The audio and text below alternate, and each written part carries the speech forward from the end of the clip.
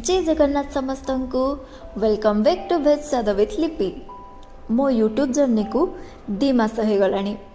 एतिकी दिन भितर मु बहुत किसी शिखुची जानूची आ बुझुची। मु जाने बहुत लोग भावती कुकिंग वीडियो बनैबा किसी बड़ कथा नुहे, किंतु जे करुची सी ही जाने ता पछरे केते परिश्रम लगे।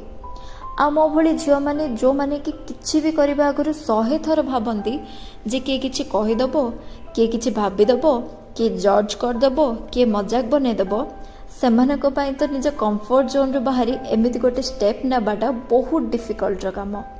किंतु मु गोटे जिनस शिखिली, जो दिन जाए आमे आम कंफर्ट जोन रु बाहरी की किछि नुआ ट्राए करबानी सेते बेले जाए आम मनर डर केबे भी जीवनी। लोक तो बहुत किछि कहबे, आमे जदि भलो करबा देन भी कहबे, खराब करबा देन भी कहबे, इवन किछि न करथिले भी कहबे।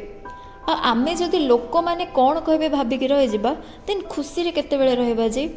देखंदु आपण मानक सहित कथा हेई मोर फेवरेट फूलकोबी भाजी भी बनी गला।